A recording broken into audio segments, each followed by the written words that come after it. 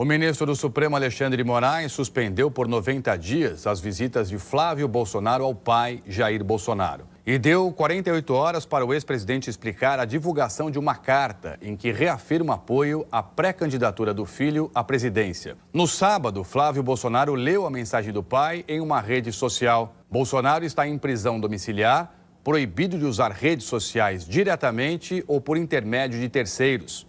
Além disso, Moraes considerou que o pedido de voto foi configurado propaganda eleitoral antecipada, pode configurar, e encaminhou cópias do vídeo para o Ministério Público Eleitoral. A defesa do senador Flávio Bolsonaro afirmou que a decisão é ilegal e inconstitucional, que a lei de execução penal garante que o preso receba visita de familiares e que, como advogado de Bolsonaro, Flávio tem o direito de se comunicar com o cliente.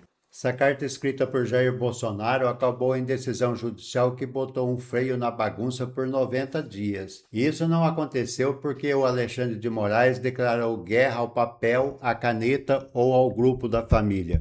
O problema foi o uso político da mensagem. Flávio Bolsonaro divulgou nas próprias redes sociais uma carta escrita por Jair Bolsonaro. No texto, o ex-presidente defendia a união de seus apoiadores e apresentava o filho como um nome capaz de representar o seu grupo político na eleição presidencial. A intenção política era bastante clara: recolocar Jair Bolsonaro no centro da campanha. Flávio apareceria como candidato, mas o pai continuaria sendo o grande fiador eleitoral, o líder da base e a voz capaz de organizar as diferentes alas da direita. Só existia um pequeno detalhe, daquele tamanho, né? Jair Bolsonaro estava submetido a restrições judiciais que impediam o uso de redes sociais, inclusive por intermédio de terceiros. Flávio publicou a carta mesmo assim, e o Alexandre de Moraes considerou que a divulgação contrariou essas determinações e proibiu o senador de visitar o pai durante 90 dias. Mas precisamos separar os fatos da interpretação. O que sabemos é que as restrições existiam. Também sabemos que a mensagem foi transformada em conteúdo público de campanha, e quem decide testar o limite de uma ordem judicial precisa considerar que o juiz talvez não interprete aquilo como uma simples homenagem de família. Os apoiadores de Bolsonaro compararam o episódio às cartas enviadas por Lula durante o período em que ele esteve preso em Curitiba, em 2018. O vídeo que se menciona é este aqui. Até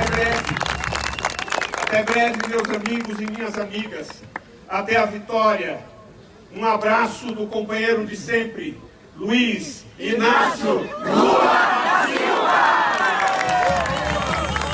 Mas a comparação é incompleta e aqui não se trata da mesma situação. A discussão não é se uma pessoa presa pode escrever cartas. A discussão é se existia uma decisão específica proibindo que aquela pessoa utilizasse terceiros para divulgar mensagens nas redes sociais. No caso atual, segundo a decisão relatada, essa restrição existia e Lula, naquela época em que esteve preso em Curitiba, não estava submetido a restrição alguma. Portanto, dizer apenas o Lula também escrevia cartas não resolve o problema. São situações juridicamente diferentes e que não se tornam iguais só porque ambas envolvem papel e tinta. Decisões judiciais podem ser criticadas, podem ser questionadas, podem ser objetos de recurso. O que não funciona muito bem é tratá-las como aquelas regras de condomínio que todo mundo finge não ter recebido. Politicamente, a carta também expõe uma dependência. Flávio Bolsonaro é um candidato competitivo, porque pesquisas recentes mostram que ele está entre os principais adversários de Lula e, em alguns cenários, aparece tecnicamente empatado com o presidente. Portanto, dizer que a sua candidatura simplesmente não decolou seria exagero. O problema é outro. Mesmo sendo competitivo, Flávio ainda precisa da imagem, do eleitorado e da autoridade política do pai. A carta buscava justamente ativar essa transferência de força. O candidato é Flávio, mas o personagem principal continua sendo Jair. E está na cara que essa manobra teve o objetivo de colocar mais uma vez o ministro Alexandre de Moraes como um vilão e fazer barulho nas redes sociais. E parece que esse objetivo foi concluído com sucesso, porque hoje não se fala de outro assunto nos principais jornais, na TV, nos canais de notícia e nas redes sociais. Então a pergunta é simples: uma decisão judicial expressa pode ser contornada por meio de terceiros? A defesa poderá recorrer e apresentar a sua versão, mas enquanto uma ordem estiver em vigor, ela precisa ser cumprida, porque decisão judicial não é enquete de rede social,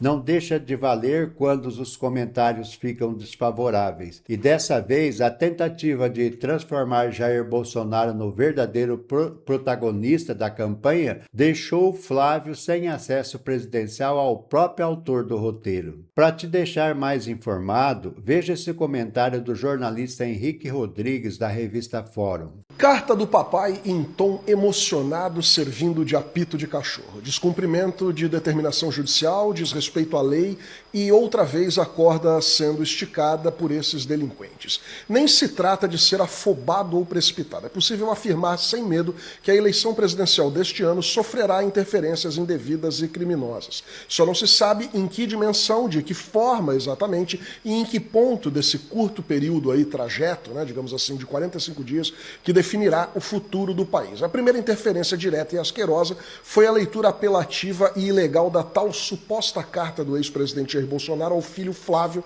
seu pré-candidato ungido, além de porta-voz, segundo a mensagem. Bolsonaro não pode mandar carta para ser lida de forma pública. Ele é um criminoso condenado, cumprindo pena e que curte a maior colher de chá do mundo, a prisão domiciliar. No entanto, essa mamata de pagar sentença numa mansão comendo churrasco e vendo futebol só foi possível porque a ele foram impostas inúmeras medidas cautelares, entre elas, naturalmente, estar incomunicável e impedido de exercer qualquer tipo de influência na vida pública extramuros. Mas isso não foi o suficiente, e nem teria como ser quando estamos falando da família Bolsonaro. Alexandre de Moraes tomou a decisão hoje de impedir o contato de Flávio Bolsonaro com o pai até depois do primeiro turno da eleição, em decorrência dessa tal carta suja. Mas ele fez isso porque ele é o ministro relator da ação penal do ex-presidente extremista. Xandão não tem mais nada a ver com o TSE e é aí que mora o grande problema. Nas demais ações de banditismo que essa caterva tentará empreender, toda reclamação cairá na mesa de um Tribunal Superior Eleitoral comandado por Cássio Nunes Marques e sob a influência decisiva de André Mendonça. Essas duas peças assumidamente bolsonaristas e subservientes ao clã devem puxar a balança para o lado do Flávio, permitindo que ele faça um verdadeiro inferno durante o período eleitoral sem ser perturbado. Essa manobra espúria da carta no fim de semana, somada à gritaria dos filhos e correligionários hoje, após a decisão do Moraes, apenas mostra que não haverá campanha eleitoral normal por parte da família Bolsonaro. Aliás, desde quando o patriarca entrou na vida pública há quase 40 anos, jamais houve alguma ação eleitoral normal. O bolsonarismo vive do absurdo, do espetáculo grotesco, da idiotice disseminada e do servilismo fecundo que faz essa gente tosca e cretina se multiplicar como uma ninhada de ratos. Faltando tão pouco tempo para a reta final da eleição, mais do que nunca é a hora de manter a vigilância redobrada e sinalizar de forma escandalosa qualquer tentativa de trapaça desse bando. É preciso deixar claro que o golpe não deu certo e que mais ninguém deve tentar repeti-lo. E você, na sua avaliação, a decisão foi necessária para garantir o cumprimento da ordem judicial ou foi uma restrição desproporcional em pleno período eleitoral? Comente, mas com argumentos, porque torcida organizada na política brasileira já tem de sobra.